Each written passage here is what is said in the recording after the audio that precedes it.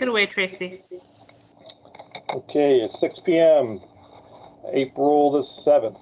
So, good evening, and my name is Tracy Schultz, and I am the chair of the Chesapeake Bay Bridge Reconstruction Advisory Group. I am opening this meeting of the advisory group and hereby call the meeting to order at 6 p.m. Due to the COVID pandemic, this meeting is being conducted via conference call on Microsoft Teams. Attendees should note that this meeting is being recorded and will be available after the meeting for attendees to download. The link will be located in the meeting's chat window and will be accessible for 21 days. Attendees should also note that the recording will include all audio, video, and user interaction within the Microsoft Teams app. Attendees calling in via phone will be included in the recording as audio only. Thank you for joining us this evening, whether you are online or dialing in. I'd like to give you some tips to help us have a productive meeting using Microsoft Teams. First, for online users, if you don't currently see your toolbar in our Microsoft Teams with your audio and video options, click anywhere on your screen and it should pop up near the center bottom of your screen. Once we open for questions and comments, if you have the raise your hand option, which is the hand icon on your toolbar, please use it to let us know you'd like to speak. If you do not see that option, you can click your microphone on and off to mute and unmute yourself to let us know that you'd like to speak. It will flash your name to let us know. For dial-in telephone users only, we will invite you to speak after the online speakers have finished.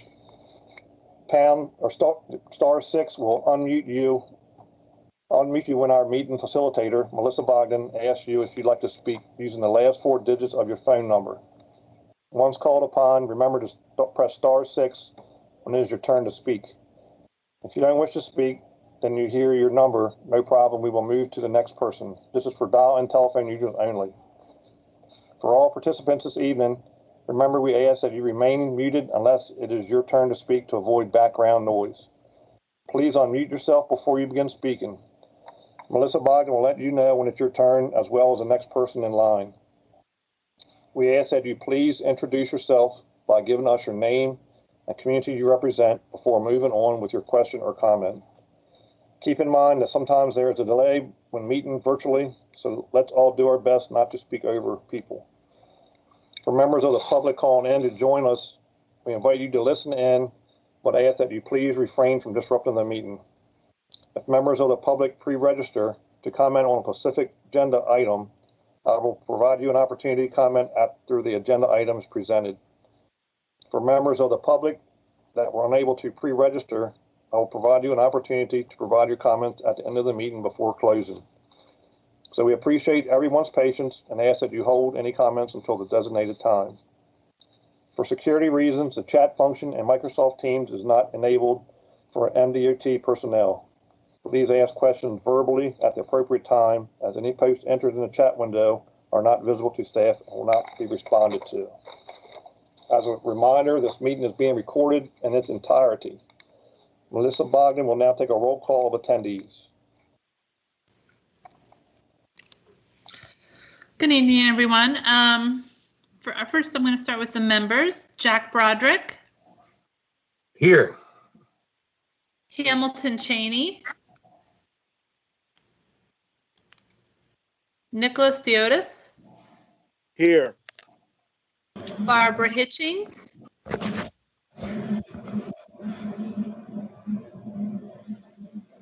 Barbara? No. Michael Lord. Here. Pat Lynch.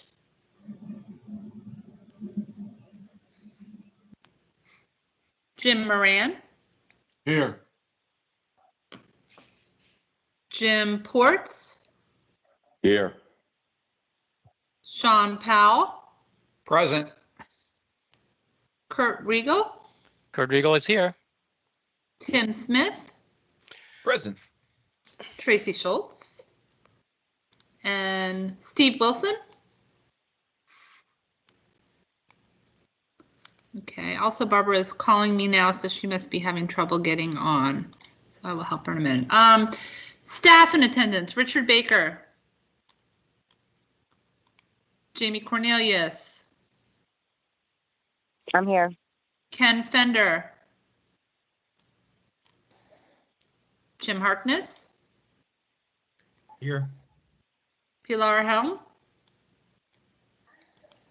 Natalie Henson, Courtney Highsmith, Richard Hiamilio, Here. Charles Kenny, John Lancaster, Kaylee Leager, Here. Heather Lowe, Glenn McGuire, Kelly Mellum, Kim Millender, I'm here. Mary O'Keefe, Present. Joanna Keel, Will Pines, Here. Robert Rager, Here. Mike Rice, Here. Brad Ryan, Here. Joseph Segal, Here. John Sales, Here. Colin Sweeten, Melissa Williams, Here. and if we have any others in attendance, I have Chris Bartlett from Queen Anne's County TV. Could you state your name? Anyone else that's on that I did not call? Hamilton Cheney is here. Oh, great. Okay, thank you.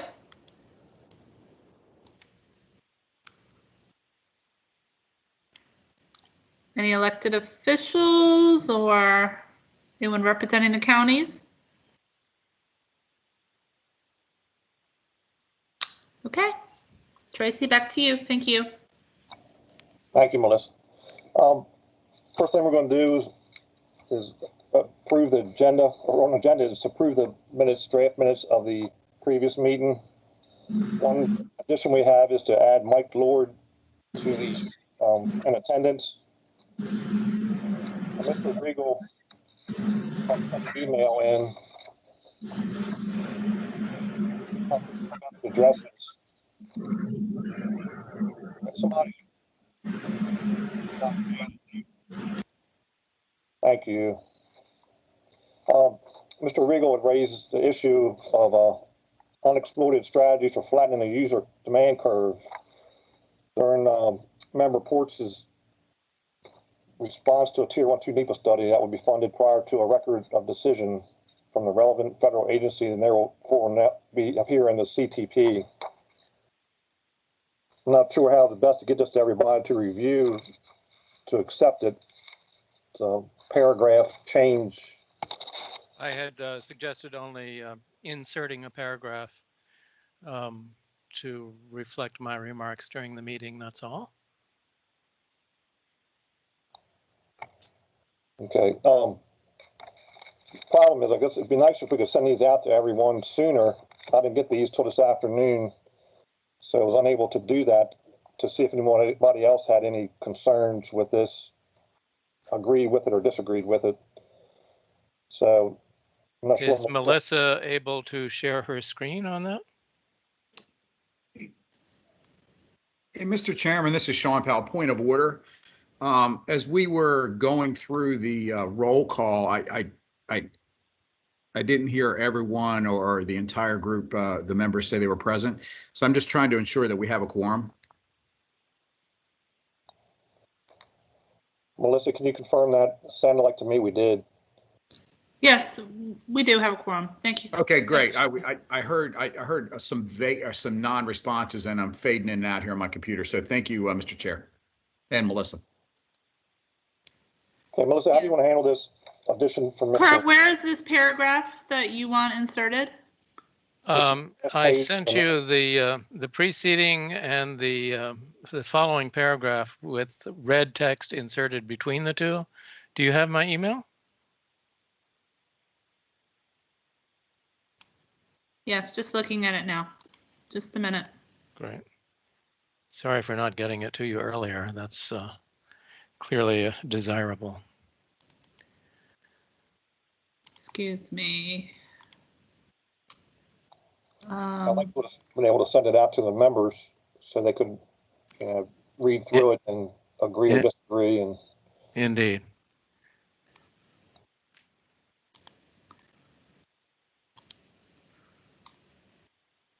Okay. Can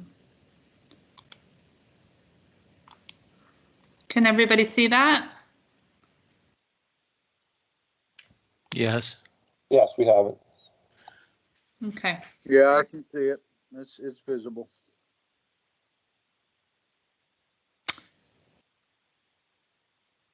Okay, Tracy, do you want to read through it? I'm hoping Or Mr. Regal? Yes. Would you like me to read it? Yes, please. Member Kurt Regal raised the issue of unexploited strategies for flattening the user demand curve, easing peak demand responsible for long backups and delays during certain seasons and times of day.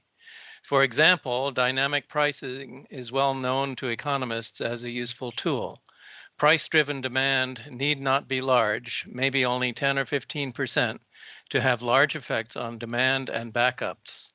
While some users are price insensitive, for example, those with fixed beach rental turnover times, it takes only a small percentage of users who possess flexibility to respond to price signals for significant improvement. And that's it. My suggestion was that those three sentences be inserted in the rest of the minutes. Does anybody have any comments or anything to add to that?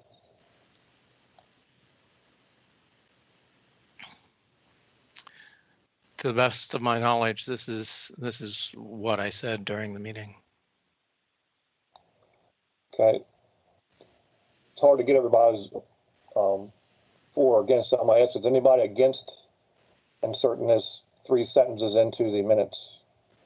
Please speak up.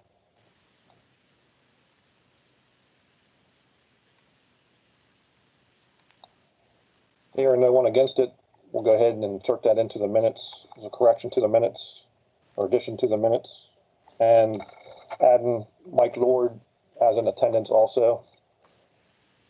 So can I get a motion to approve the minutes with the corrections and additions to this? So moved. Second. Second. Mike Lord. All in favor? Aye. Aye. Aye. Aye. Anyone against?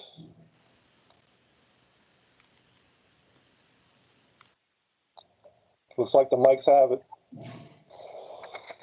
Okay. Going to the next item of business is our quarterly group activities. Our next agenda item is a requirement of House Bill 56, which is a report on the group's activities since the last meeting and any recommendations they have based on those activities.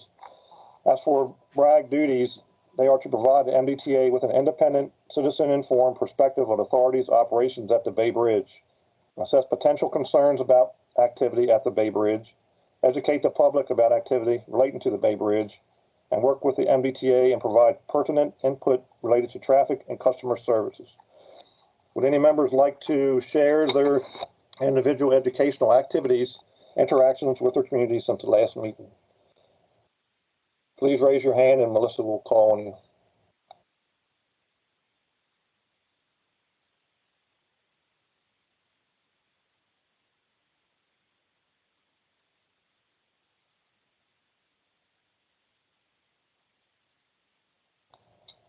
Melissa, you have any hands raised?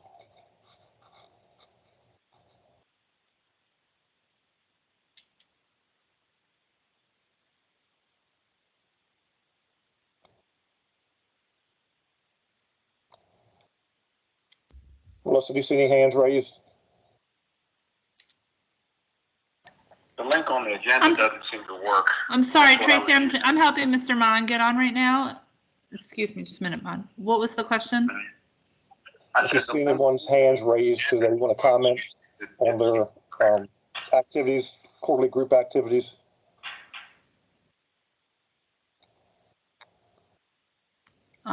This is Mary. I don't see any hands raised.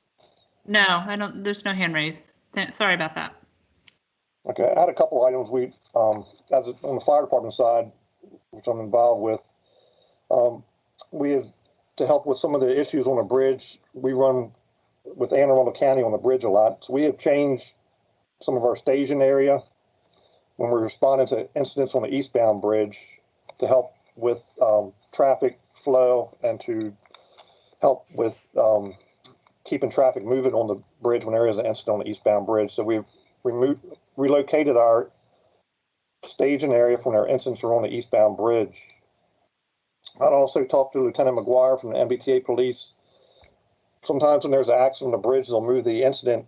If it's nobody seriously hurt, they'll move the accident off the eastbound bridge onto Ken Island on the right shoulder prior to Route 8 and have all the cars that were involved in the incident stays there so the police can get the information and stuff. And a lot of times we'll go back out there because people will start having pains or different things happen to them from the accident that they didn't realize at first that they were hurt. So they'll call us out there, and it causes an issue for us to try to get across the 3 lanes of traffic onto the shoulder on the eastbound side. So we made a suggestion to Lieutenant McGuire about moving the incidents from that shoulder onto Route 8 or into the parking lot at Route 8. So we're waiting to hear back on that to help with traffic flow and to keep and have another accident occur out there or another incident.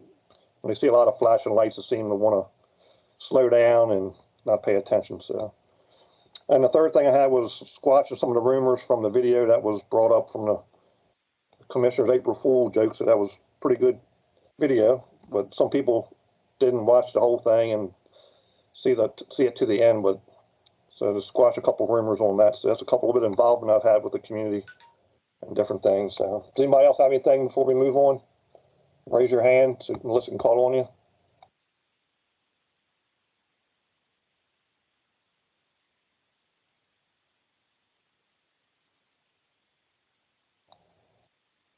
Jack, looks like you have your hand up. Yeah, I do, Trace. I wanted to comment that several of us have been involved in an effort with a number of citizens and Queen Anne's County Planning and Zoning to update the current comprehensive master plan. Trace, I think you've also been involved in some of those meetings, but the county's grappling with the issue of bridge traffic, 5301 traffic, what it means for the future of the county, how the county is going to grow. And I would say there's a good deal of consternation right now expressed. There may be a better word, but with the looming summer season again, the challenges of the service of Route 18 as they exist on the other side. But there, just as a general comment, the ongoing process will continue this year to update comprehensive plan. And there's just a good deal of brainstorming and discussion among citizens, local community leaders, and political leaders on what additional things can be done, not only now, but over the next 10 years of the planning process. Just wanted to share that with you guys. Thanks, Jack. Anybody else?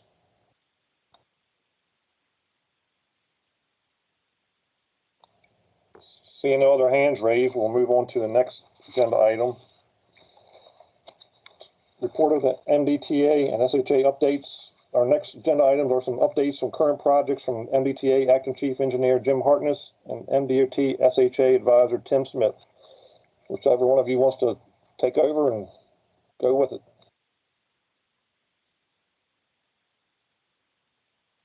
Okay.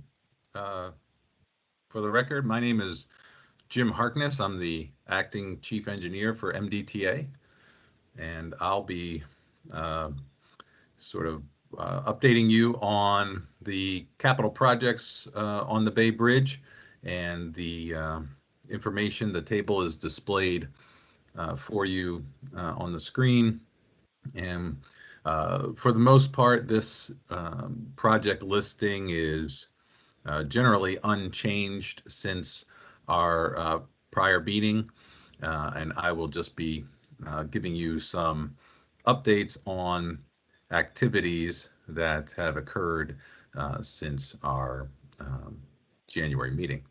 So the first project is our BB 2757. That is our 5 kV electrical improvement project. That project was the one that is replacing the electrical feeder system on the eastbound bridge. It's also upgrading with an innovative SCADA system for the entire bridge. We also have some upgrades to the Delmarva Power as well as BGE gear on both shores.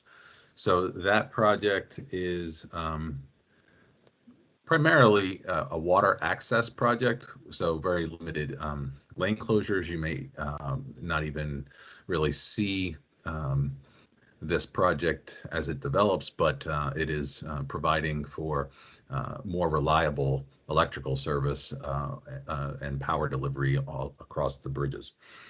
So recently we've had our BGE equipment installed on the western shore. The contractor is installing brackets to hold the cable on the eastbound bridge. The concrete pads to hold the equipment on the shores were also installed.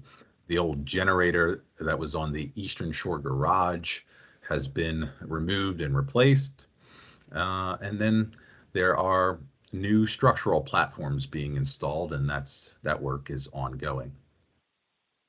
Our next project is BB 2754, which is the westbound suspension span rehabilitation. That project is, for all intents and purposes, completed and is in the closeout phase. Our next project is BB 2819, which is westbound Bay Bridge deck rehab and miscellaneous modifications.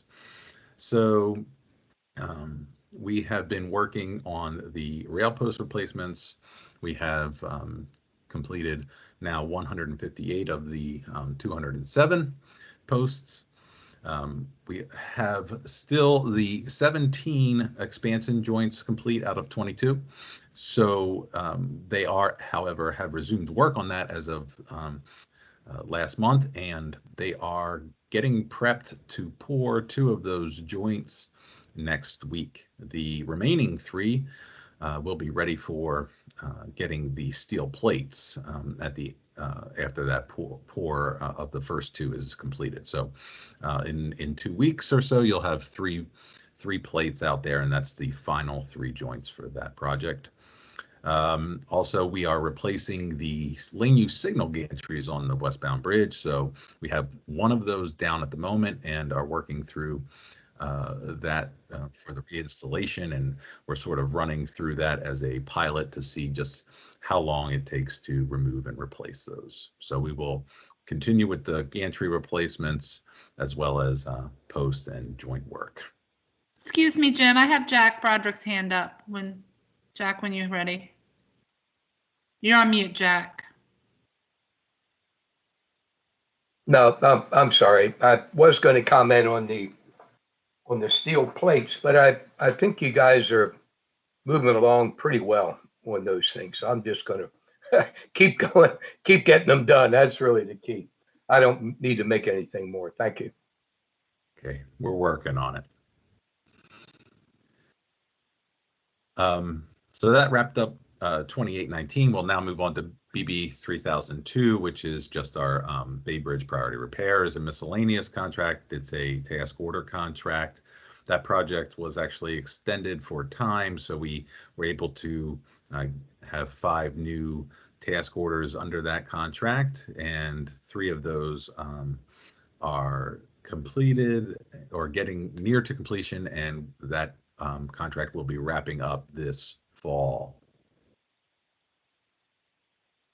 Our next project is BB 3007, which is the rehabilitation and installation of maintenance access features. So this is a project for repairing the catwalk, the ladder systems that allow contractors and operations to access the bridges.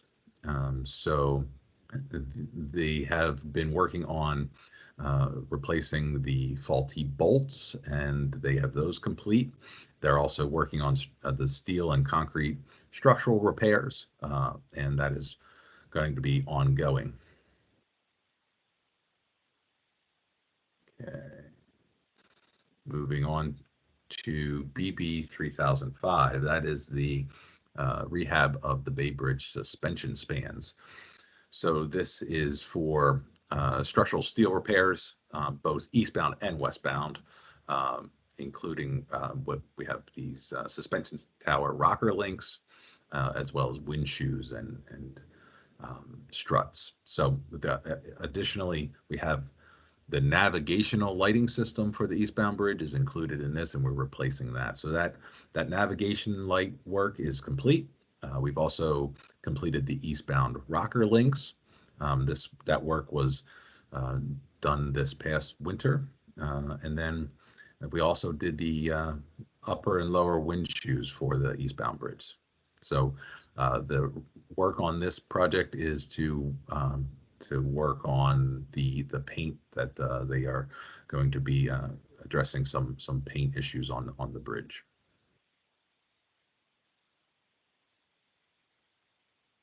Our next project is BB 3008. So that's the Bay Bridge automated lane closure system. And I think most of you are familiar with that. This is the one that is on the eastern shore. So it includes the new lane use signals and the gantries with those, the gate system, the lighted pavement markings, and that kind of that work. So they've been out. They've completed their directional boring, so the conduit installation is wrapped up. They are installing the manholes for accessing power and communications, and that's they have 110 of the 135 of those in, and they've also completed the gantry foundation work. So they are working on having the lane use signal gantries fabricated. They're going to continue with guardrail installations at the gate locations, and they have begun to pour foundations for the gate system itself. And they'll be also wrapping up the cabinet foundations that will eventually hold all of the integration and communications equipment. Okay. Our next project is BB 3009. This is a generator replacement at the police building, so that this is not on the bridge. This project is nearly complete. We had an additional, we had a piece of extra work added. All right. Okay. We had additional work added to this project so that we could have a maintenance platform. And so with the materials on the lead time on that was a little bit long. So we're expecting those to come in this month or next, and we will be wrapped up this project over the summer. Our next project is the BB 3014, which is the AET conversion and the automated lane closure system on the western shore. So the contractor has been trenching and boring, so conduit installation on Whitehall Road, along Whitehall Road, and also along College Parkway. They've been drilling and pouring some of the foundations for gantries and overhead sign structures. And they've also started on the demolition of what remained of the existing toll plaza. So moving forward, they'll continue with the work that they have to do with the boring of the and trenching of the conduit. They'll be also continuing up with the foundation work, and they will be performing the work on the college and via audio. road. They'll be conducting that work Call during the number daytimes. that they. So, so they use flagging operations because they're doing that during the day. So that work is on the side roads, as I said. So we have not observed a lot of traffic impact. Okay. Our next project is BB 2726, which is the the bridge rehabilitation for eastbound phase 1. So this project is in procurement. It's a CMAR, construction manager at risk procurement. So we are currently working to secure the pre-construction services of a contracting team. And so we expect that we will be able to take this to our CAP and board for approval in May. So we look forward to that and to being able to announce the team for this project. So the current schedule is that we would have a notice to proceed for that team in the summer, and the team would pick up and work on the design. We'd be starting to formulate our and have our outreach plan in effect. And there are a couple of work packages that we would like to, advanced work packages we would like to get out. So some stuff that, generally wouldn't be very noticeable. And then the ultimate goal would be to have the large work occur at the end of 2022. So still a ways off. We've got a lot of design work to do and a lot of coordination and outreach, as well as material procurement. But that's the sort of the high level schedule at this point. All right.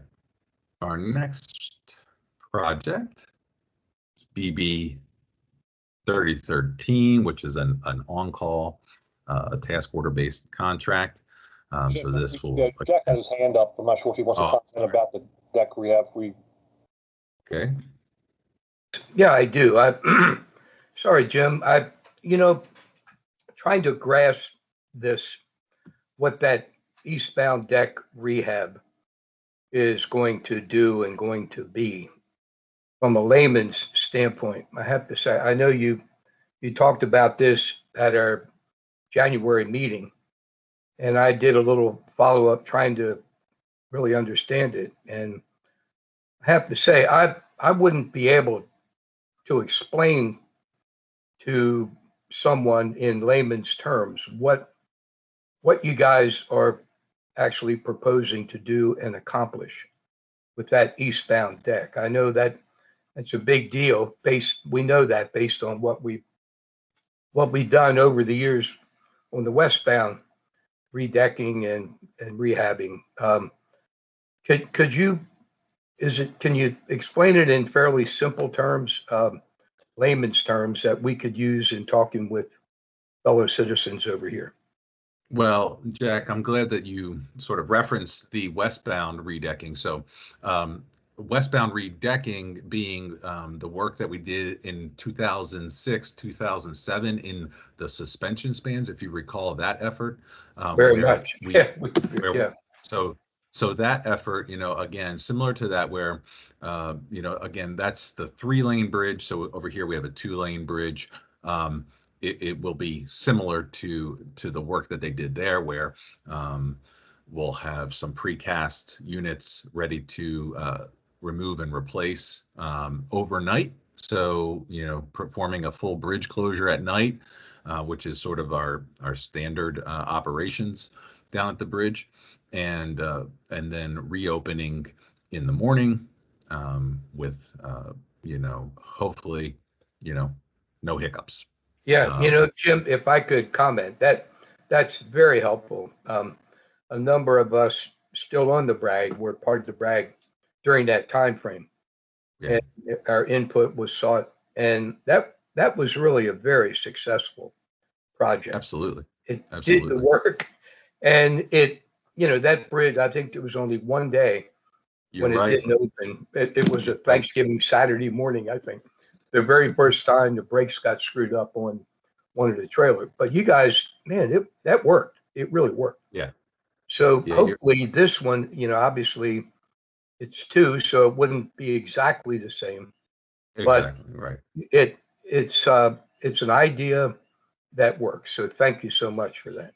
You're right. Yep, Jack, you've got it nailed. It was one day that one morning they could not open fully, and so we are going to be making that a point of emphasis with our team that we have contingency plans. Yeah. It'll be part of our outreach plan as well. So we're going to have a robust outreach plan and all those things. I'm excited to get those underway once we can NTP with our contractor. Yeah, thank you. Sure. Okay, Jack, just for information, your video's on. When you get done, you put your hand down so we know that you've been called on, please. Next hand up is Nick Diotis. Mr. James, Yes. what do you intend to accomplish with, I'm looking at the description, the deck widening. What do you look to? Obviously not going to add another lane, but what do you intend to accomplish there? So the intent for the widening is to create a little bit of a safety benefit as well as an operational benefit. So today it is difficult for our first responders when having an incident on that bridge to access it from from behind the queue. So there might be enough widening where we could have folks move over and be able to squeeze response vehicles through. Also, if it's a major incident and people need to back down the bridge, it's narrow, so we're hoping to have a little bit more freedom of movement there. Some people might be able to turn around, and the trucks will have a little bit more width to play with as they back down the bridge. Operationally, a little bit of extra room should help with our congestion issue on the curb and grade at the same point in time. So those are some of the benefits that we're seeking with the widening.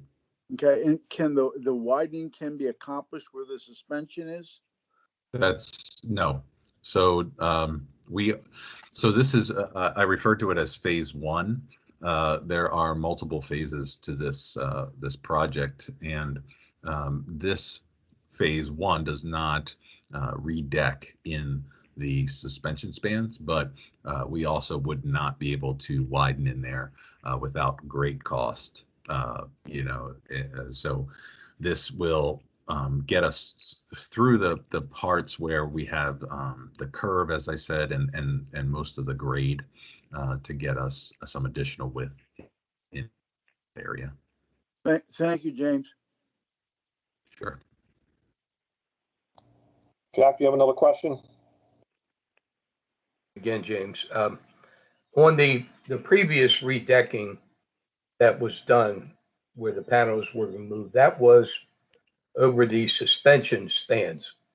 That was only on that part of the bridge. So I guess I heard you say this time the redecking will incorporate the whole bridge. Is that right? And later the suspension, or what will this redecking incorporate? Yeah, Jack, let me just clarify. For this project, this is eastbound bridge. So yes, correct. The prior project was westbound in the suspension. This right. Phase one is eastbound, and it's in the deck truss spans, which are not part of the suspension spans. Right. Okay. All right. That's a difference, but it's a big long-term deal. So again, the idea does work. Thanks. Thank you. Okay. Does anybody have anything else wise on this part? Seems to be popular. Jack, your hand's back up again. Also, Jack, I'm not sure, Jack, if you know your video is on.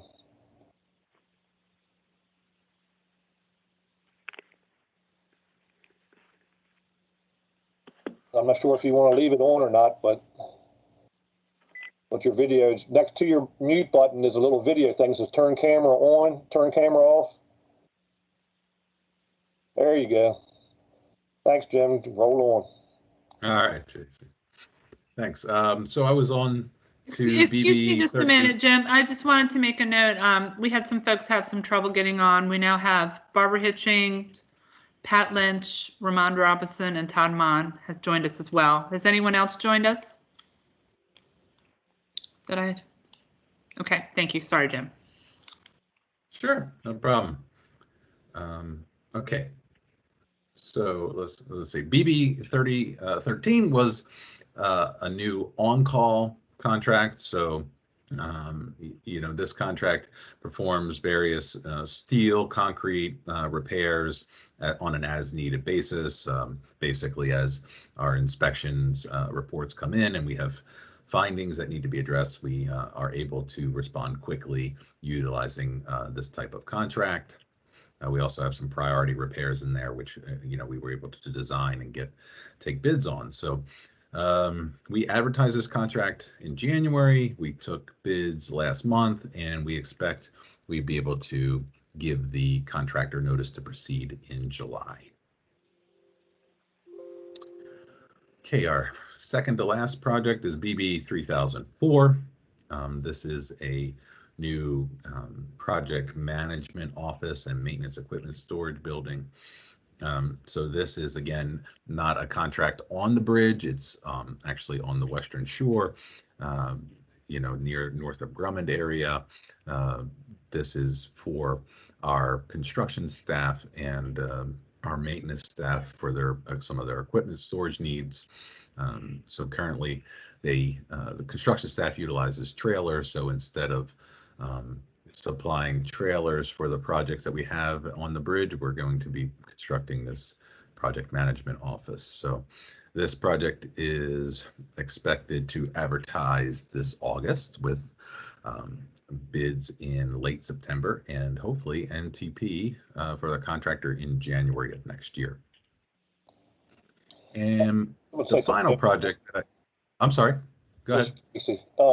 Are they taking into consideration the location of this building and the possible third crossing relocation or whatever? I hate to see them build a building and be in the way of another span or whatever. This is it's sort of, yeah, they are building a new building. They're also renovating there's an existing building in that same location, as well as a maintenance building across the street. So we would have, significant impacts to this whole area if a tier 2 study were to identify this as a location for the landing of the bridge. It's not a whole lot of money. It'll probably be a while before it gets done, so the building will probably be used a lot and won't be that big of a deal. Yeah, I think you're right. And we have limited space at this location, and so some of that trailer would be cleaned up and utilized as well. So yeah. Thank you. All right, and so our last project is a BB 3012, which is our Q detection system. So this project is kind of not your typical bid project. It is essentially a system that we're trying to develop using radar and camera systems on eastbound US 50 to closely monitor the queues that develop during work periods. And so that we can, so it's another data point for operations and construction to make decisions on when to implement lane closures or when to lift lane closures. So that project is done in collaboration with our partners at the State Highway Administration, as well as their partners at University of Maryland Cat Lab. So we have equipment which we are looking to deploy later this summer, and then the software that is required for the system is being developed, and they should deliver next February, we expect. Jim, just a question. Yes. Are these just cameras, or is there something more sophisticated than that involved? So the detection is pretty simple in that it's side fire radar, which we currently have at the bridge in 2 locations, and then it is CCTV camera coverage to confirm what we're receiving from these radar detectors.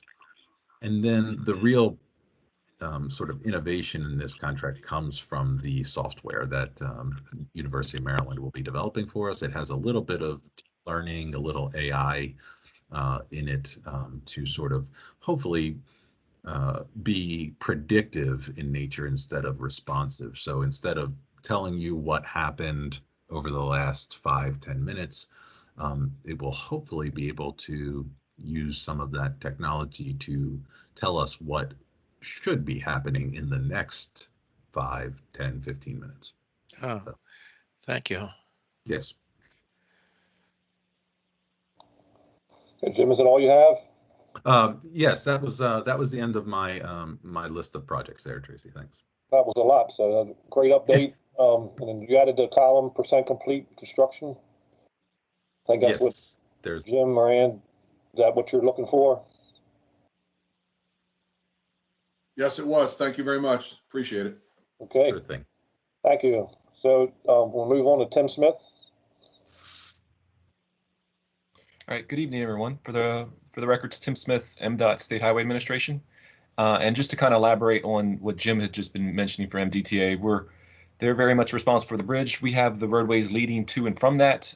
So what I was going to do is basically give you 2 updates. Just one, how we're working with MDTA in terms of our traffic and incident management, our chart patrols, as well as give you a quick update and willing to share it as part of the minutes, just what our construction activities are planned, like I said, both on the Eastern Shore as well as the Western Shore. So I think I mentioned to this team before, we State Highway, I think in late 2019, we deployed some extra resources full time to the Bay Bridge area. That's been going extremely well. What we normally do, though, in addition to that, is part of our Eastern Shore transportation operations.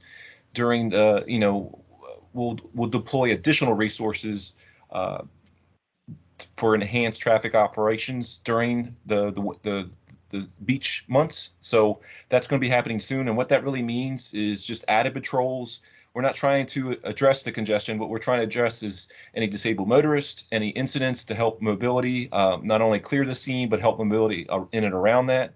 We're collaborating obviously with MDTA, but also local law enforcement as well as fire and EMT.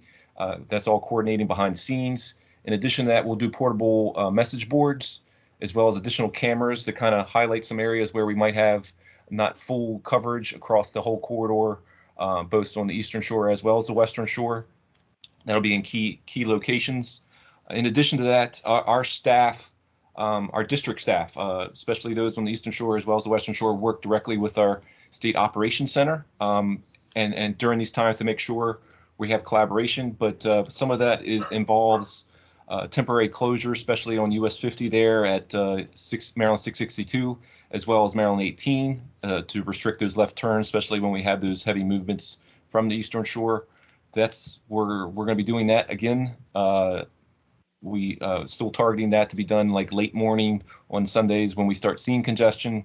We'll keep that temporary closure in place until that congestion has been kind of facilitated away. So that's the quick and dirty on the traffic operation side. On the construction side, we have several projects, I think 6 on the Eastern Shore and roughly, I think 3 on the Anne Arundel County side. They're not any major in terms of new infrastructure. It's just system preservation, maintaining the roadways and the bridges that we have. Some of it will be resurfacing. Others will be preventative maintenance in terms of crack sealing. Like I said, I'm more than happy to share that with Melissa, but what we have is several resurfacing projects on US 50, mainly in Talbot County, but we know that impacts operations up and down the line. And then we have a couple patching projects on 97. All those will be done during off-peak hours, as well as won't be any permanent lane closures. There'll be mainly nighttime lane closures in order to minimize any impact to the traffic. So, like I said, I won't go through each of those 9 projects. I'm happy to share that with Melissa and get that out to the team.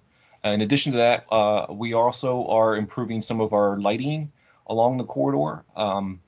We're upgrading to LED lights along large portions of it from 404 basically to Ocean City.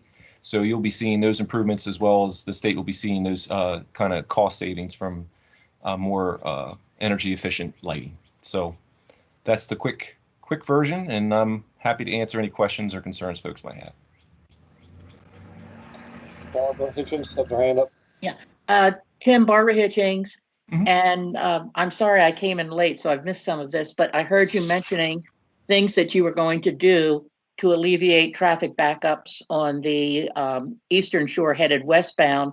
Did you mention anything that you were going to do on the Western Shore when traffic is backed up eastbound 7 to 10 miles? What kind of proactive things will happen in that case? So 2 things is like I said, we added additional resources just for the whole corridor across both the Eastern Shore and the Western Shore. But then when we get to Eastern Shore traffic operations, which will be starting next month, from when we feel like we're going to have heavy traffic movements, or especially on Fridays through Mondays, we will be deploying extra resources. Like I said, it won't necessarily alleviate the congestion, but our main goal is to help disabled motorists, as well as when there is an incident, try to facilitate and work with local law enforcement as well as the police to have that traffic start moving as quickly as possible. So 2 things there with the traffic movements. We have additional resources full time, plus on those weekends and heavy traffic days, we deploy extra resources from other areas like in Western Maryland or further on the Eastern Shore near Ocean City. Is there anything that can be done to alleviate some of the traffic problems on the service roads and the auxiliary roads? I know St. Margaret's Road, it gets backed up from beginning to end, and the service roads get backed up. And I don't know if any action is going to be taken to try and help with those problems. I don't know if that's something you have to work with law enforcement with, or if it's something that can be studied, and to see if there's any way to alleviate some of those problems. Residents, and I know it's true on the Eastern Shore as well as the Western Shore, residents are locked into their homes, and they can't make any movement at all when traffic backs up and clogs all of the auxiliary roads. So is there any solution or compromises or anything that could possibly be done to help with this situation? So 2 things on the Western Shore is obviously we're partnering with local law enforcement with that, but in addition to that is we're focusing on the communication, framing the narrative, and messaging for folks to stay on US 50. But for those folks that are off, we have been working with local elected officials as well as local communities along St. Margaret to look at ways. I know we're looking at a traffic signal there at one location, and I know we're looking at St. Margaret's and Pleasant Plains Road. Yeah, so we're looking at that. That's more of a capital funding issue for us right now. But then in addition to that, we're looking at what other opportunities we have to kind of mobilize or maximize mobility. Some of that will be potentially impactful to businesses to that area. So we have to partner with everyone to make sure we're coming through with a solution that helps alleviate those concerns, but doesn't create a greater risk or a greater concern for others as well. I just want to echo that remark as well. In West Annapolis, we have the same kind of blockages, which develop, people vainly looking for ways around the clog on Route 50. There is no way around, but they come through West Annapolis anyway. Understood. Nick has his hand up. Yes, I do. Tim? Yes, sir. when you come off the Seven River Bridge, when you transfer from the cement pavement to the blacktop, second lane from the left going east, Mm-hmm. there's a sinkhole that's developed there. I don't know if you're aware of it or not. It's been patched recently, but it's sinking again. And I drive across there 4 or 5 times a week. So it's going to damage vehicles if it's not repaired properly. And I think it happened once some years ago, the same place, the same area. Yeah, so let me confirm. Eastbound US 50, just as you get off the western off Seven River Bridge in the second lane. Transfer from cement to that blacktop. Okay. That seam there. There's a hole there, and it's the left side of your car, and it's in the second lane from the left. And you should make sure your people take care of that. Absolutely, sir. Okay. Does anyone else have any questions for Tim? Seeing none, we'll move on to our next agenda item. Thanks, Tim, for the update. Thank you. Our next agenda item is a reminder that the public hearings for the Bay Crossing study. Please note that as the public comment period is currently in progress through May the 10th, MDTA cannot present or discuss the study during this BRAG meeting. Comments may be submitted via mail, email, on the project website, or by oral testimony. We're trying to get everybody to do this from their email or virtually. They don't want a whole lot of people showing up to the sites because of the COVID stuff. So if you can try to comment other ways instead of showing up, that's the best way. That's the way they like to have everybody comment. Just try to keep the amount of people down that are showing up in person. So the Bay Crossing study public hearing will take place via 4 call-in testimony sessions on April 14th and 15th, and 2 in-person testimony sessions on April 21st and 22nd. Melissa has it up on the screen. All testimony requires registration in advance. If you wish to provide testimony, please visit baycrossingstudy.com to register. If you cannot access the project website, call the number that's on the website to register. Due to the current COVID-19 health crisis, the MDTA's commitment to protect the public and agency members, the public is encouraged to provide public testimony through call-in sessions. Next item is under unfinished business. We have our BRAG annual report. The item concerns the annual report that the BRAG must submit to the governor prior to July 1st, 2021. I'm working with MDTA to finalize a process for compiling the report. So we're open it for BRAG member discussion. Does anybody have any suggestions of anything they want to include in this report? Please raise your hand.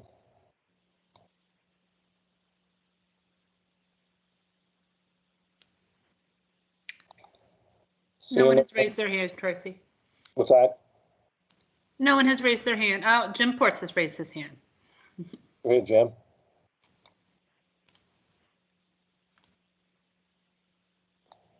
Jim, you go ahead.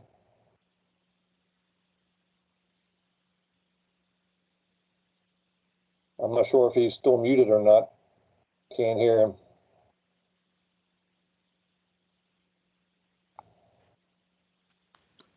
Jim, you're muted if you're talking.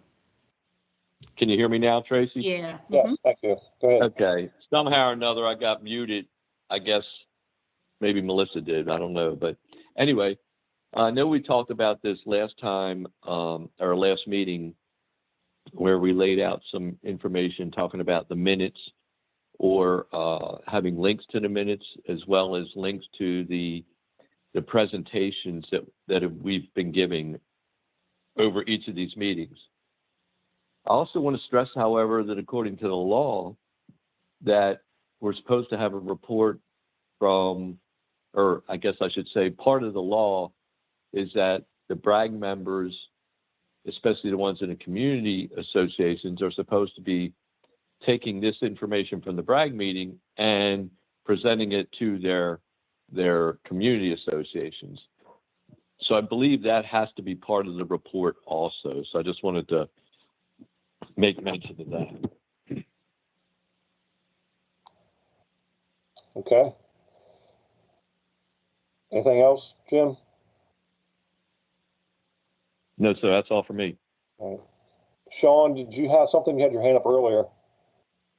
Well, Jim covered everything that I was going to mention, and then he added the community reports. So that was a good addition there. So thank you, Jim. Okay, and then now we have Jack. Go ahead. Yeah, I got it, Trace. Yeah, I think this year being our first year of operation under the whole new BRAG scenario, I think that's an important part of what ought to be in our report. And the community reports are going, I mean, there is definite interaction. They're going to be a good deal different for obvious reasons because of the COVID situation. And it doesn't put us in as good a situation or position to be able to get input. But we do have input. I think it's just going to need to be creatively coordinated. And I'm thinking sharing ideas through emails, the way we've done an awful lot of work this past year could be quite meaningful. And I think the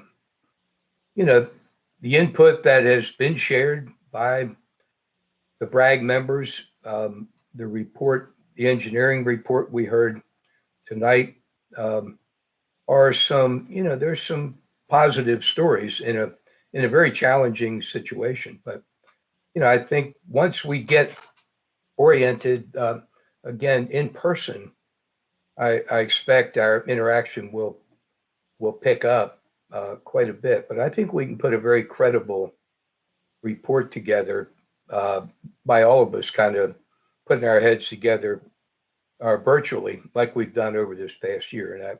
And we've got a little less than a 3-month period to do it. I think it's quite doable. Okay. If anybody could get together some thoughts and put it in an email to Melissa. I know Barbara and Pat do a lot with the BroadNet community. If you could get some different items together in an email, different things you've discussed at your different meetings you attended and things you discussed in a brief email. So maybe Melissa could add that into the report. I think that would probably help. Barbara, you have your hand up? Yeah, Tracy, I know, and I don't remember when, but I sent you a report, very brief, nothing more than I had sent out emails to my group, which numbers about 40 or some people, letting them know what's taken place at the BRAG meetings. And I know it's gone out in like a brief newsletter, and I know the BroadNet Council has done the same thing. Do you need something more detailed, or I mean, can it be just that brief that we've shared it with X number of people and the people that we've shared it with, the groups or whatever, or do you want more detail on what's been done? I sent it to Melissa. Melissa, what's your comment on that? I think just, the date and the group and the content and, the number of folks that you think you reached would be helpful. So, yeah, date, group, and content. Okay. Yeah. And if you wouldn't mind resending that to me, Barbara, since the start of the new group activities. Okay. Since Yeah, I know I sent Tracy, and like I said, I don't even remember when. I'd have to go all the way back to 6 months ago or so or whatever to see when I sent it. But like I said, it was very, very brief, and I didn't know if he needed more detail. But I can resend it, and I'll copy you, Melissa. Perfect. Thank you, Barbara. I think I forwarded that to Melissa, but like I said, it's been a while ago. So if everybody could, during this quarterly meeting, include the things that you've done, then that would be a big help instead of trying to go back 10, 11 months and trying to remember. It would be something we could record, and at the end of the year, by July, we could have it all already together and be a lot easier to get instead of trying to go back and remember what happened a long time ago. So if anybody has anything, just bring it up and or shoot an email, and we'll keep it and get it all together for the yearly report.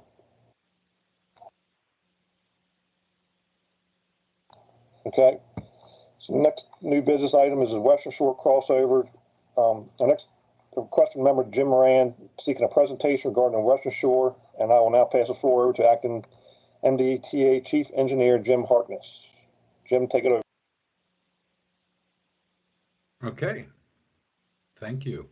I'm going to share my screen here, so give me 1 second, please.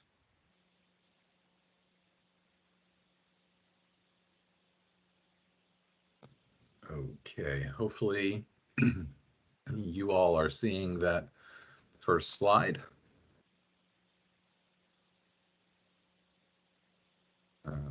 We see it, Jim. Okay, thanks, Will.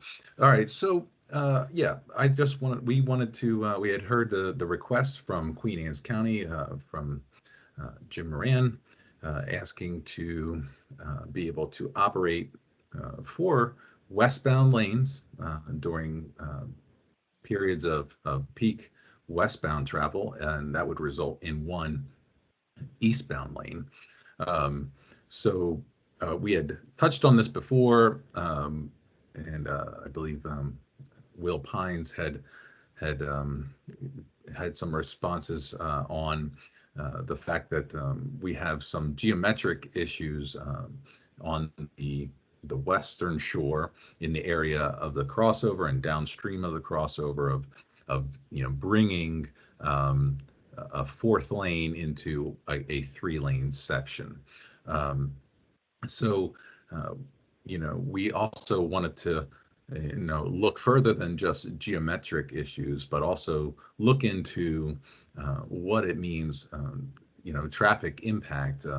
Does 4 lanes meet the desired need for westbound traffic, and what does 1 lane eastbound result in terms of the impact to eastbound traffic? So we did a sort of high level, almost like a sensitivity analysis. So not a very detailed look at this. We didn't do a full blown study by any means. We tried to keep it quick and simple. So that's what we put together here. So the data that we utilized for this analysis was from summer Sundays, but August Sundays from 2019. And so what we did was we constructed a model to look at the inputs, a number of lanes, the volumes, obviously, by the periods of the day for both directions, and then we went on to just kind of see how that plays out. So on my second slide here, you can see that we've plotted on the top graph. That's our eastbound Sundays, average of the August Sundays.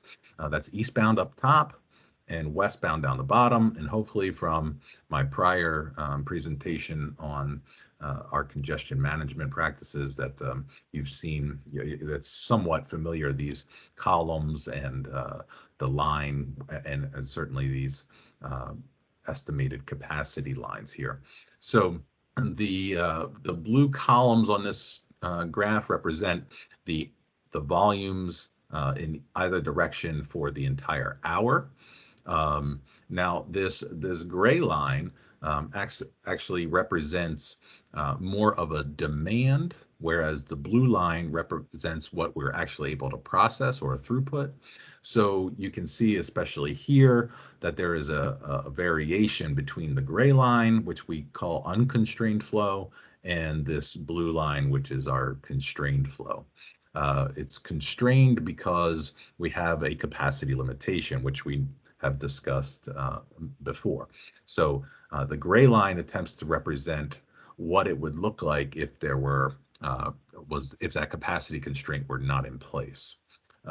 Again, this is flat because we can only process a certain amount of vehicles in the 3 lanes westbound, which then pushes it out. So here in the initial part of the high demand, we have unconstrained much higher than the actual throughput. And here on the trailing end, we have the unconstrained below the actual throughput, because this is Q vehicles that have arrived sometime earlier, but only are now getting serviced. So that explains the lines on the graph here. What is worth pointing out is in this pattern for eastbound has the highest hour in the 11 o'clock hour, and then it's sort of, again, we're in sort of this constrained flow area where we're having some queuing issues eastbound through the early afternoon, and then falling off in the evening, whereas westbound, it comes on, and again, sort of, it's trying to get above that capacity, but it just can't exceed that 3-lane capacity, and then it persists out through the evening. Again, this is an average Sunday in August of 2019.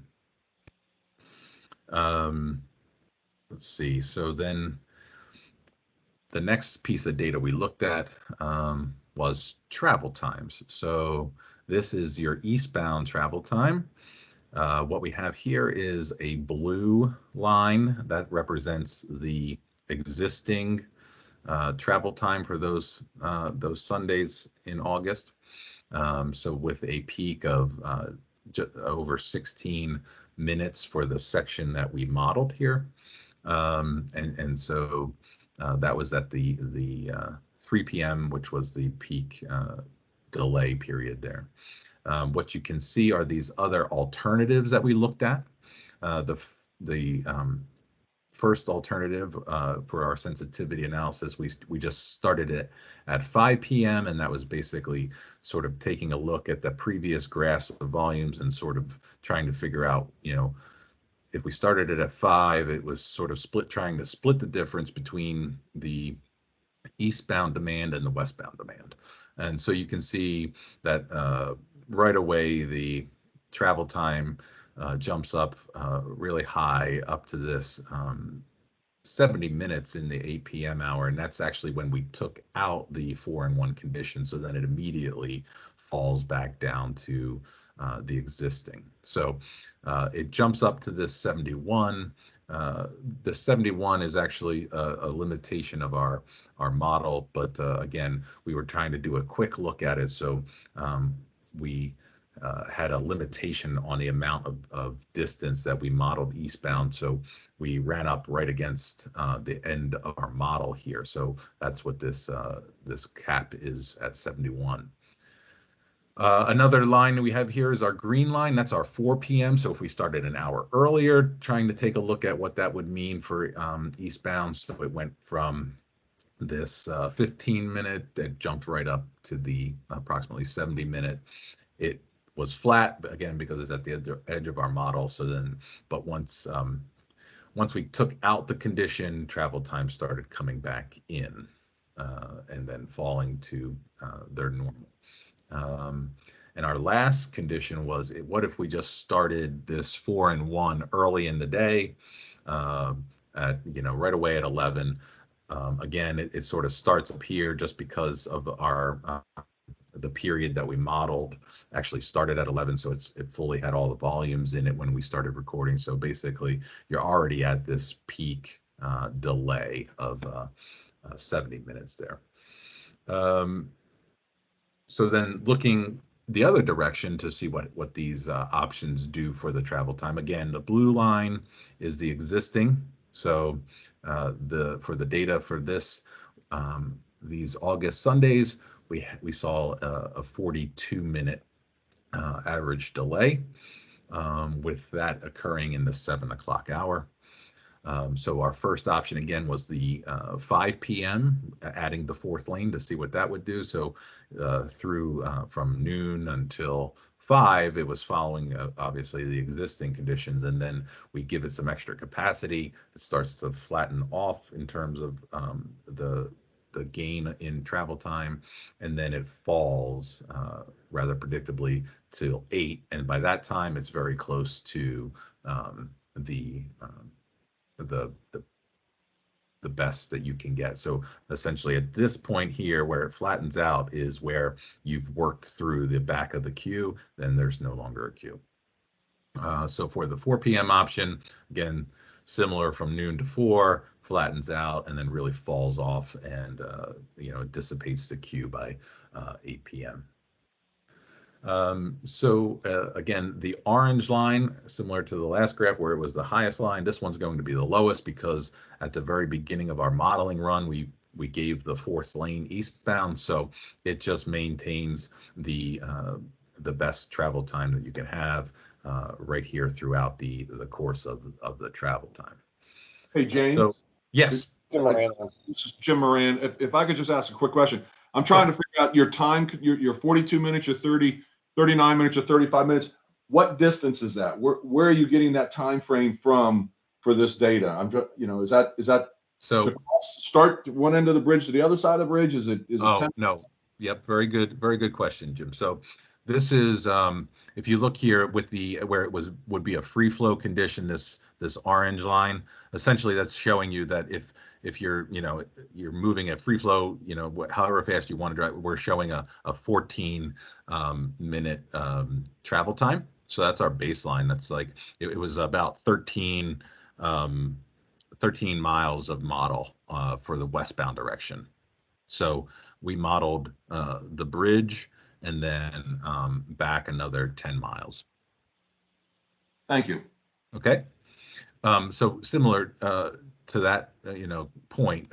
So for eastbound, as I said, we didn't model the same distance. So you can see that the baseline here is 5 miles. So we modeled 5 miles on the western shore for the eastbound direction, and we had a longer model on the westbound when we set up the initial modeling.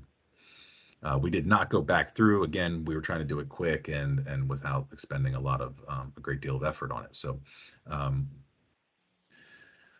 also what came out of that model is these speed charts. I think, again, I touched on these during some of my prior presentations at prior meetings. So again, it's sort of the green is good and the red is bad. So green is when you're moving at the speed that you should be moving at, and then as you go into an orange or a yellow, then you're getting into ever slowing conditions. So we can start at the top here. This is our existing, so this is westbound, and this is our existing display. So the information that you saw back there with the the longer travel times correlates to these distances here in terms of how long these slowing conditions persist. So this area here is the bridge, if you can see my cursor, hopefully. And then moving to the left is moving away from the bridge, so across Kent Narrows and back that direction. So what we did here as we move down the pages, then go through those options that we represented as travel timelines previously, and now we're displaying as sort of speed groupings. This next one is the 5 p.m. start for that. So you can see that the shape and intensity of the slowing is similar to the existing until we hit that 5 p.m. and then it draws it in earlier, but not too much earlier. So a little bit of a gain there. And then so we looked at, again, a 4 p.m. start for the 4 and 1. So again, we have a similar shape to this, these lower speeds, and then it draws in and starts to go back to normal speeds sooner again. And our final condition is the condition where you have where we started at 11 at the beginning of our modeling period. And so what it shows is that the 4 lanes is sufficient capacity to handle the demand for the August Sundays. So we can then take a look at eastbound and what happens with eastbound. So again, at the top, we have the Bay Bridge here, and then moving backwards, or toward the left, I'm sorry, and that we get ever closer to Baydale, and then Severn River would be just off at the end of the model. So what we're looking at the top again is the blue line, the existing conditions. So you've got some queuing beginning after the 11 o'clock with it progressing and then pulling back in during the day. If we go to our options for going to the 1 lane eastbound, so if we started at 5 o'clock, you can see it follows the same shape as existing here, and as it starts to draw back in, we put in that new traffic pattern, which takes it from the 2 lanes to the single lane, and we immediately see the effect of the volumes that we saw on the chart here. So you can see that immediately it goes up. At 8 o'clock, we give it back to the 2 lanes, and then it draws back in, and by 11, it's back at free flow. With the the second option here is again starting at 4 o'clock. So similar to the 5 o'clock start, it's mimicking what we saw in the existing. It starts to pull in for an hour, and then it just jumps up to, it actually goes off the end of our model. So for 4 hours or more, the queues have gone past the end of our model, which is over, to Severn River Bridge and beyond. But by the 11 o'clock hour, they've drawn in, which again, we've ended the 4-in-1 condition at 8 o'clock. And so by the 11 o'clock hour, the queues have dissipated. And in our final option, again, which was the sort of the 11 to 11 option, again, because of the limitations of our model, it shows queuing right away. It wouldn't necessarily be this bad because we'd still be gaining some volume. But I think the main focus point of this is not necessarily the 11 o'clock hour, but just the rest of the period. You can see in the 5 p.m. and in the 4 p.m. options just how quickly those queues jump up. So you can imagine that when you, again, the eastbound highest hour was 11, and when you're implementing a lane closure and taking it down to 1 in the highest hour, you can imagine how quickly the queue would develop from that action. So essentially, because we modeled the whole period here, 11 to 11, we don't see it come back in. But that was sort of our analysis of the data that we had available in our quick model run. And essentially, we seeing these results and the impacts to eastbound traffic from the results and weighing that against what we saw in the 5 p.m. option for the bit of benefit for westbound, we sort of made the decision, and we weren't going to pursue this any further. We just felt it was a bit of an untenable option due to the impact to the operations for eastbound.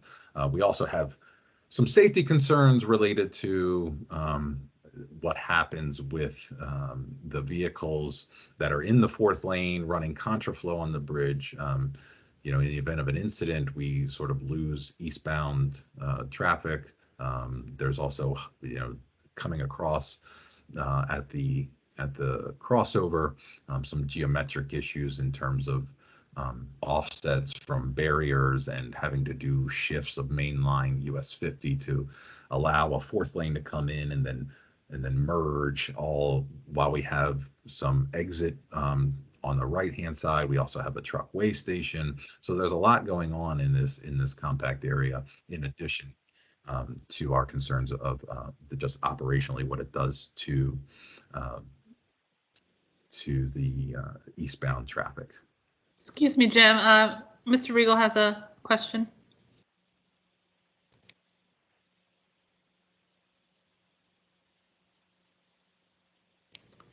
Kurt, you're muted. If you can unmute yourself. There we go. This is really interesting. Thanks so much. I had a couple of questions. It's, if I understand it correctly, when you make things good in one direction, they fall apart in the other direction, which is completely plausible. I wondered if all of these results are modeling. Is that correct? Yes. Yes. Is that a model that you guys developed, or is it a standard model that's sort of accepted broadly in the industry? I'm just interested in its genesis. No, this is an industry tool. Yes. Does it have a name? This is a micro simulation model called VisSim. Okay, great. That's fascinating. Have you validated these model predictions with actual traffic measurements? I just wondered your level of confidence in it. So we validate existing model runs against the data that we have, right? So we can't validate the model options, right? So we validate the existing condition. I see. So you haven't actually run experiments using our travelers as guinea pigs. No, we have not. We have not just put out unnecessary lane closures or anything. Right. No. I understand the constraints. Thanks very much. Yeah. Does anyone else have any questions for Jim? Well, can we get, Jim, can we get a copy of this? I know in the past I've asked for other things, copies of other presentations. It's great information, and I'd like to, it can be emailed or shared with the group. I think that's worthwhile. Also, like I said, I understand that, those models, but again, the true traffic counts, I think, bear out a different story. So, I'm kind of interested to go back to look at our counters for Sundays in August, traffic numbers going eastbound, to how many vehicles are actually crossing that bridge, just to take a look at some of these numbers. But it's a great presentation, and I greatly appreciate it. Sure thing. Yeah, Jim, I will send this out with the draft minutes to the BRAG members, as well as we will post it to the website under the meeting link. Well, can we get that instead of a week before the next meeting? Can we get that like a week from now? I mean, that would be more advantageous than a week before the next meeting, because it gives us something to look at and talk about it amongst our own groups, and then maybe present other questions at the next meeting. Amen. Yes, I can send it. The first draft meetings come out 30 days after this meeting, but I can send this tomorrow. Thank you. And Member Moran and Member Regal, Jim Harkness is a humble guy. I think I want to remind you, last year when we were doing the westbound deck project, he and his team, leveraging similar modeling, had estimated that the Sunday after Thanksgiving that we would have 10-mile backups, and I'm sure you recall that the actual backups were 10.1 miles. So although we take some liberties and assumptions in putting together these models, as Jim said, he's probably the best traffic engineer in the state. And so just want to put that out there, that we stand behind what we're showing here. Oh, I greatly appreciate it. And I just, we have to take this back to our constituents and say, this is why we can't do it. So, we're going to get those questions. So this helps us answer those questions, and also helps us solidify then, okay, if this is no longer an option, the other option to stay with Sundays and at these 10-mile plus backups every Sunday in the cars in our neighborhoods, then the only other viable option is to keep that traffic out on 50 and restrict those ramps. And if that's all we have to do, and we live until for another 20 years till another bridge comes, then that's the way it's got to be. I believe me, I don't mean no disrespect to anybody that's in this group. I mean, but we're all doing a job that for a different reason, and ours is from the elected side is our constituents, and that's all I'm asking the questions about. So thank you. Any other questions for Jim? Okay, seeing none, we'll move on. The next agenda item concerns a request from member Regal for information on traffic at the Bay Bridge. And I'll pass the floor back to acting MDTA Chief Engineer Jim Harkness. We're killing you tonight, Jim. That's okay. I'm just trying to, let's see, pull up the information for everyone to share this on my screen. Let's see, I'm sorry. Having a second here. Jim, we can see it. Okay. Did you? Okay. So this is our congestion pricing. And so for this item, we had member Regal submitted a couple of requests concerning some information and data for the Bay Bridge. And so I'm just trying to present some of this information as concisely as I can, gather it up for you guys, and we'll be sharing this information as well as my prior presentation. So the first thing I think we saw on the request was for data. So traffic data, to see the peak usage, seasonality, day of the week, time of day, as well as some information on our throughput or capacities, and things like that. So, I think we wanted to essentially remind everyone our current Bay Crossing study that had a very significant effort for data collection and traffic analysis as part of that study. So that the whole entire traffic effort is documented in its own technical report as part of the DEIS, and that has, I think, the data and information that is being requested for this item. So we've provided a link to the baycrossingstudy.com and particularly the list of technical reports that you can find there, which includes the traffic technical report. And because that study is in a public commenting period, we really can't go into too much in that, but we would ask you just to sort of see if the data contained there is that which you were looking for. Also, we had a couple of presentations previously that I gave on traffic topics, so we provided the link to our BRAG page where you can review the materials there.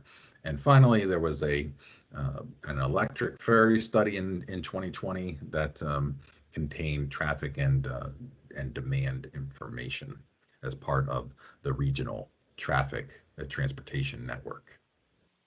Thank you. That's very good. We have our homework, and I will look at those very closely.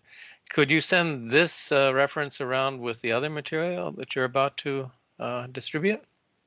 Yes, sir. Thanks so much. Are you specifically requesting the technical report or just this No, sheet just that the I'm links. displaying? Just the link. Okay, yeah.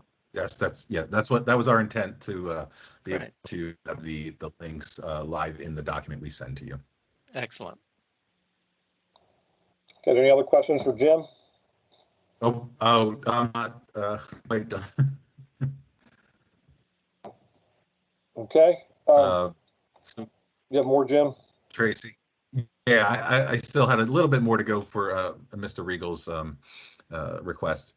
Okay, So, one other thing I want to, is there was a hard copy of the DEIS was given to us by Melissa, and Barbara looked at it and she passed it on to Pat Lynch. So if anybody needs a hard copy to read through instead of going through it on a computer, some people were complaining about the computer version, online version. Let me know or get with Pat Lynch and she can move it on to the next person that wants to read the hard copy. So go ahead, Jim. Okay, very good. Let's see. We also had some information about steps to manage demand, and so we just wanted to remind folks that we have a concerted effort to reach out to the motorists, our customers, asking them and to adjust their travel times to minimize congestion during busy periods. So we have regular occurring travel advisories for motorists where we list out the times of travel for non-commuters, and with the hopes that they will change or make plans accordingly. And so we use the data that we collect at the bridge to make those suggestions, and we have input from our communications folks, Richard and his operations folks, as well as our traffic engineering folks. And as sort of a reminder and a nod to our communications efforts in concert with SHA every year, for the summer travel season, we have outreach efforts sort of with the mantra of go early, stay late, and that again being the effort to sort of persuade that demand to move outside of the problem periods. So I guess finally there was a sort of a request about congestion pricing or dynamic tolling, and so a little bit about that is it's one of these conditions where this is a unique facility. So we've discussed that before. What is it that and it results in all this congestion, and it's the fact that you have very long trips that end up utilizing this crossing. They typically there's a number of trips that start far afield and end far afield, and this is sort of just one point along their way, and as well as some being outside of the state's capital, development on around the bridge. So we have a mix of commuter traffic, business related traffic, as well as the tourism and other type of trips. So those that's what makes this bridge and this location somewhat unique.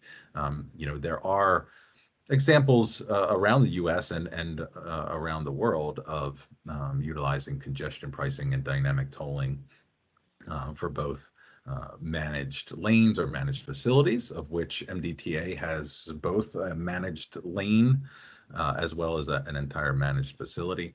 And then there's also it's been in the news lately, some of this cordon pricing, some urban congestion zones. So that's a slightly different type of example, but that would probably the most famous is London's example there.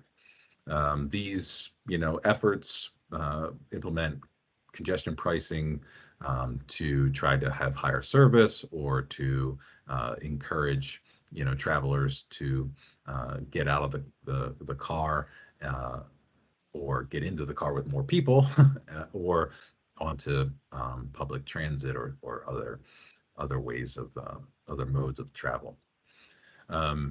So what we have sort of looked at in the past, we just did a very kind of high level look at this bridge and what congestion pricing would look like, and again, because the toll is low, the demand here is inelastic. It doesn't really move at the prices we have. And as an example, when we had our toll reduction in 2015, we reduced the toll by 54%.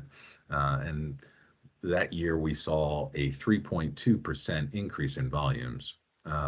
However, in 2017 we also saw the same exact 3.2% increase, and we had no change in tolls there. So that's to say there's other factors happening at this bridge, likely economic factors, that have to do with driving demand here. So one of the things that congestion pricing looks at is the value of travelers' time, and then the value that is the pricing component. The other value component is the pricing that their trip costs them. So it has a cost in time and a cost in monetary terms.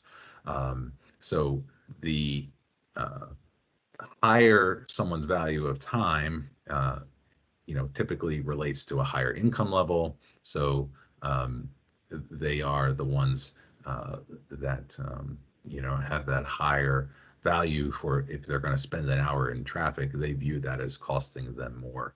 And that's sort of the economics behind some of the congestion pricing. So flexible tolling, has its challenges, and some of those here is that, again, because this bridge is one spot along the way for the tourist user, then you start your trip several hours in advance. And so in order to be effective, you sort of have to look at locking in certain things about the tolling structure so that people could plan their toll. Now, that then leads into some issues in terms of your shoulders, because now if somebody knows that a peak toll occurs at a certain time, then they try to sync up their trip to get there before it hits. And then so now you're dealing with sort of pushing that demand into a shoulder, and then you're having to deal with the shoulder. And so those are all challenges that we're gonna, you would have to overcome with a congestion pricing here. And you may also find that depending on the policies related to congestion pricing, that when you arrive at the bridge, if you had a stop that you weren't anticipating on making, or you ran into an incident along your way, then you arrive and you've got the higher price toll that you're going to go across anyway, but you're now have some backlash for us because of the change in those tolls. So when we had sort of done a little look at this before, we had done a little bit of modeling on it, and tried to take some estimations of what we would look like. And so it would take a significant period of operating tolls. Again, we'd have to operate tolls in both directions, so westbound and eastbound, whereas today we're eastbound only. So we would have to do some work with gantries, and there's work with policies and that, and then of course studying the impacts and toll settings and running through an entire investment grade analysis for the tolling. But essentially, you're finding, very large,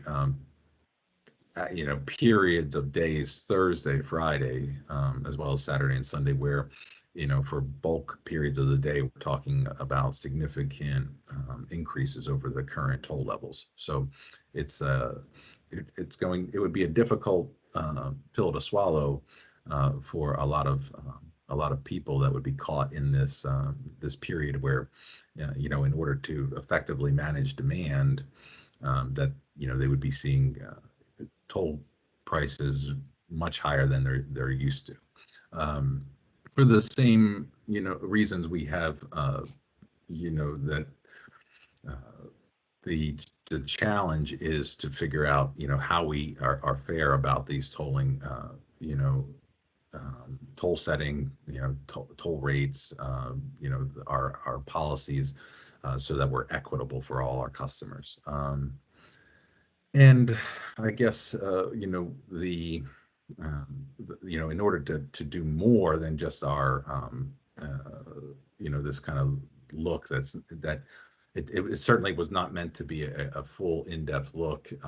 Rather, we just tried to run through some of our existing information to figure out, sort of what we think this would look like.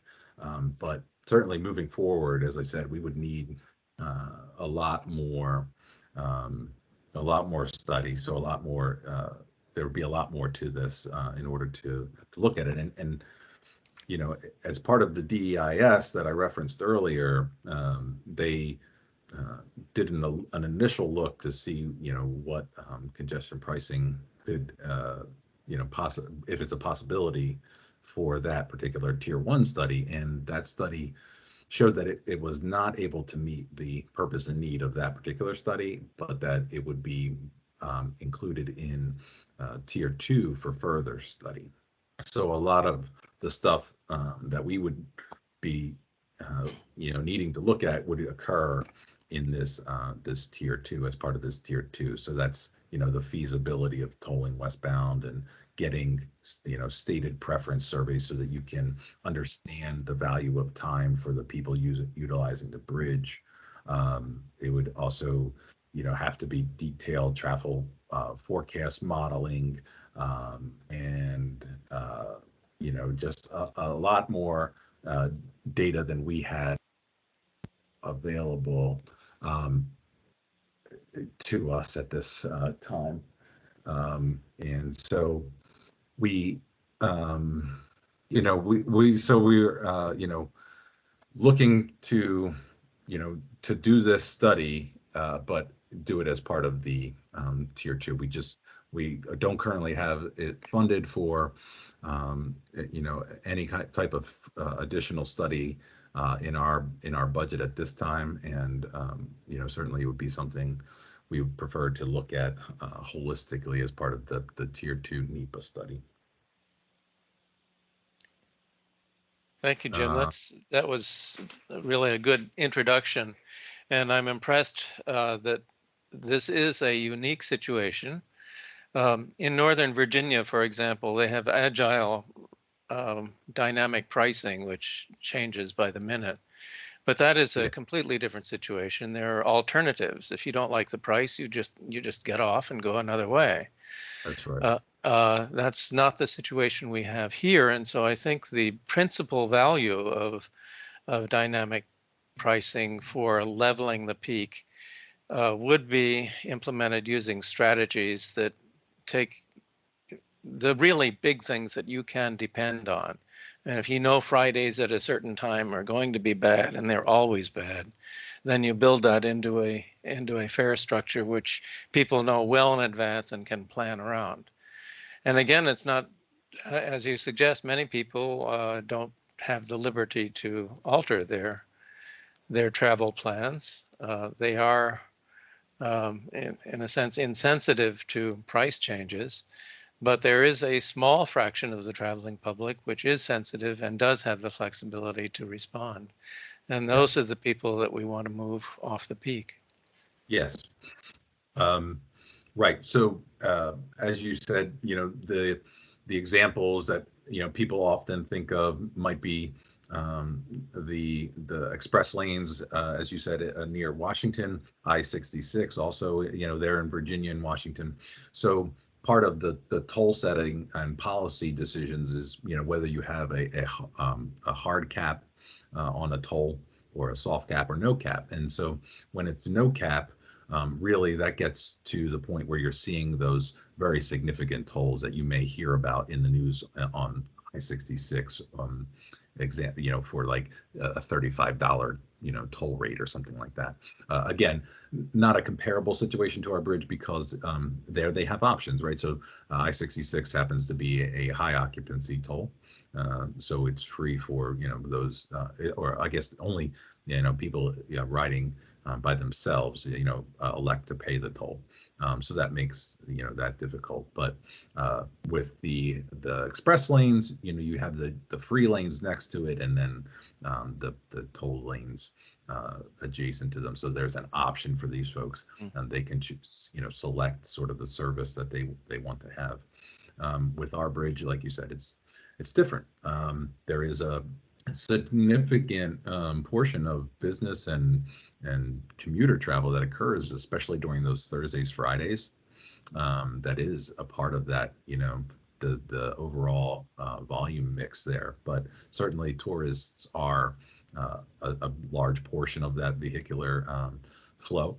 Now, again, because some of these these trips, are 4-hour trips or more, they start from far afield. You have to be able to really modulate. It's a very large number that would be necessary to really motivate people to change some of that schedule, and that point really what, convinces me that a rapidly varying price is not suitable for this situation. It's got to be a slow speed price change that people can plan around dependably. That's right. Yeah. So and that's what I was sort of alluding to a little bit, when you plan those things, that's when people can plan to be just on the outside of those. So that's part of the struggle with this too, is just sort of figuring out, what those shoulders look like, because people will plan to be in the shoulders, and then,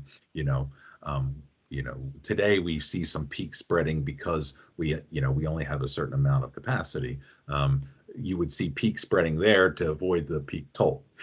So those are some of the constraints and the nuances of this bridge that that make this pretty unique in the nation in terms of the application of congestion pricing. So you can probably affect some demand, but it's going to take some significant dollar signs. So in the materials that I'm sending out, I also have a link for Federal Highways website area for congestion pricing. There's quite a number of resources there in order to see, I guess, sort of some examples from around the nation. And I also included the I-66 Virginia webpage as well. It has some of their documentations in terms of what they had to study in order to implement those. So there's some good case studies out there. But again, our bridge wouldn't be cookie cutter, if you will. So, but we provided that information so you can sort of take a look to see what goes into these more involved planning studies for this type of implementation of this option. Jim, Nick Diotis has his hand up. Oh, okay. Nick? James, what is Yes. significant dollar change? What significant dollar change is necessary to change someone's habit to cross the bridge? Have you all looked into I mean, you talked about it for a half hour, and I didn't hear any figures. I was hesitant to throw out figures, Nick, because we weren't at the level of effort that I felt real comfortable with it. I would just say that, you could be in the 3 times over the, the current rate. It could be even higher than that, depending on, again, this all goes into policy in terms of how you're going to operate this congestion pricing. You can operate it so that you sort of get it better, but not fully clear. You could let the prices go up so high that nobody wants to drive across it. So a lot of that boiled out later in your your planning study and in your goal setting. Thank you, sir. Yeah. Anything else, Jim? No, Tracy, that was all I had. Looks like Jack just shot his hand up, though. Hey, Jack. Yeah, this is it's just a thank you comment, Jim. Your information tonight has been tremendous. You've been the point man, and you really have carried it very well. Thank you. Thanks so much. Thank you. Appreciate that, Jack. Anyone else? Any comments? Jim Moran? Yeah, I just would like to say, first and foremost, I want to thank Jim Ports The letter he put out 2 or 3 weeks ago addressing the issue with the bridge is purely a capacity issue. And, you know, the study that Queen Anne's Conservation has done, they promised that same study to the commissioners, and we have yet to see that in over 4 or 5 weeks. So, you know, thank you for that letter. And I'd like to, you know, address to Tim Smith. You know, I drive the bridge every day, and I'm very concerned. You know, I know all the construction going on. I know what it's all for, and that's great. I think we asked, or I asked, you know, the 4-lane contraflow. I think it was a letter from the Queen Anne's County Commissioners to Secretary Slater. What I asked for was the virtual reality video that we got for the Eastern Shore side going westbound towards the bridge was great. It was great to disseminate to the public where these, you know, these gates would be operating and how they would function. And I was hoping we had something moving from east, you know, Broadneck Peninsula to the Eastern Shore, a same type of virtual reality video so the public would understand that. But my major concern now is with the amount of construction, everything that's going on there, the traffic going through there is going to be, you know, I don't know how you're going to stop them from being distracted. But, you know, first and foremost, is there any plans to hit a mile on each side, or a half a mile on the Eastern Shore and a mile on the Western Shore eastbound? That road has a lot of potholes, a lot of teeth shakers. So, I mean, I'm hoping that we, you know, maybe can do something to ease that portion of the travel, so the public, you know, doesn't. Everyone is driving it now, right? He said it's a majority of your commuters and business, but like you said, you know, we're coming into the season, and you're going to get everybody from Ohio and Virginia and everywhere else that not going to know what they're coming up upon, and slowing down. And I think that's going to add to the issue. So anything we could do there that we can get that information out to the public would be helpful. Understood. Anybody else need more comments? See any more hands up? We'll move on to the next thing. Is now the floor to comments from members from the public. Please wait until you're called upon to speak by Melissa Bogdan before presenting your comment. So now, is there any public comment? Please raise your hand or contact Melissa. I didn't receive any requests, Tracy. Okay.